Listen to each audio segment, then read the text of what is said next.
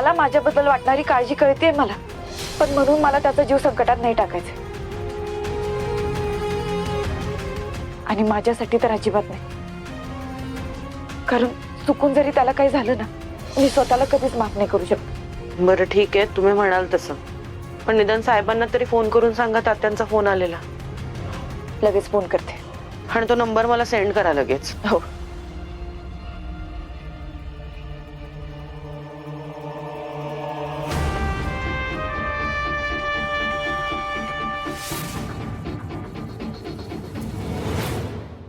सत्या दादा, तुम्ही काळजी करूच नका, सापडेल तो टेम्पो ड्रायव्हर आपल्याला. आणि तो जाऊन जाऊन जाणार कुठं? त्याला हुडको आपण आणि त्याला पाताळातून हुडकून काढू आपण. सत्या, आपली पोरं सगळी कामाला लावलेत, काय ना काहीतरी माहिती मिळेलच आपल्याला.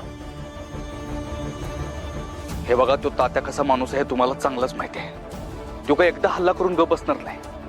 आतापर्यंत त्याचा दुसरा प्लॅन पण रेडी झाला असेल. त्यामुळे आपल्याला वाघमाऱ्यांना प्रोटेक्शन द्यायचं आहे, आणि ते पण त्यांच्या न कळतपणे. आपल्यातली पोरं त्यांच्यावर लक्ष ठेवून आहेत हे त्यांना अजिबात नाही कळलं पाहिजे. आलं लक्षात?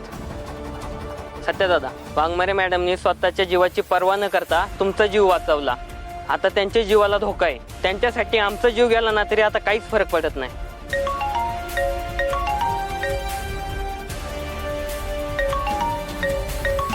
हा भारती मावशी बोला. सत्या, अरे तुला एक खबर द्यायची होती. म्हणजे मंजूने खरं तर मला तुला सांगू नको सांगितलं होतं, पण हो बोला की, काय झालं? सत्या, मंजूला तात्यांचा फोन आलेला, धमकीचा. सत्या, अरे मला मंजूची खूप काळजी वाटते. तात्या कधीही काही करू शकतो. त्यात तिला एकटं सोडणं रिस्की आहे, तर तू जरा. भारती मावशी, बघा तुम्ही अजिबात काळजी करू नका. वाघमाऱ्यांना प्रोटेक्शन द्यायची व्यवस्था करतो, आणि वाघमाऱ्यांच्या केसाला बी धक्का लागू देणार नाही. एक वेळ माझा जीव गेला तरी चालेल, पण त्यांना काहीच होऊ देणार नाही. मला खात्री आहे त्याची. थँक्यू सत्या. चल मी ठेवते. हा. सत्या, काय झालं? काय म्हणले भारती मावशी? अरे तात्यानं वाघमाऱ्यांना फोन करून धमकी दिली, म्हणजे आपल्याला वाटतंय तसंच करणार राजू.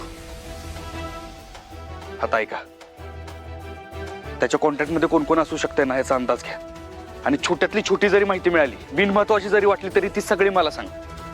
जावा कामाला लाग.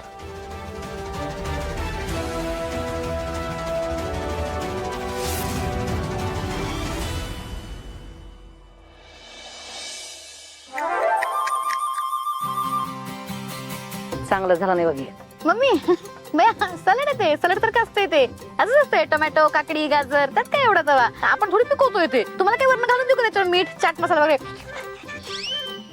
ए खोकलत सपनी.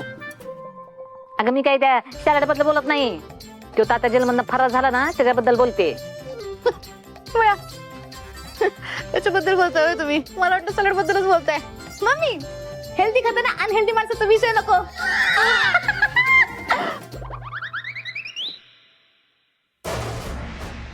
सपने, तो तात्याला एक डेंजर माणूस आहे. एक वेळेला दोस्ताला इसरल, पण दुश्मनाला इसरणार नाही. आणि सत्यानं त्या नेबरेटचं ऐकून त्याच्या संगत दुश्मनी केली.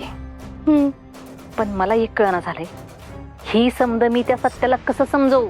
मम्मी, त्यात भरीसभर म्हणजे तात्यांच्या सगळ्या फॅमिलीला जीवे मारण्याचा आरोप बी सत्या भाऊजींवरच आहे बघा. हे सगळं डोक्यात ठेवून सूड घ्यायच्या भावनेनं तात्या आपल्याला मारायला बिरायला आले. मम्मी, मला एवढ्या लवकर नाही मरायचंय बघा.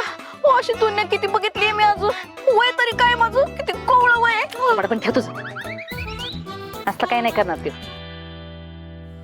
आणि त्या ताताला बी चांगलंच ठाऊक आहे का सत्यानं त्याच्या घराला आग लावलेली नाही.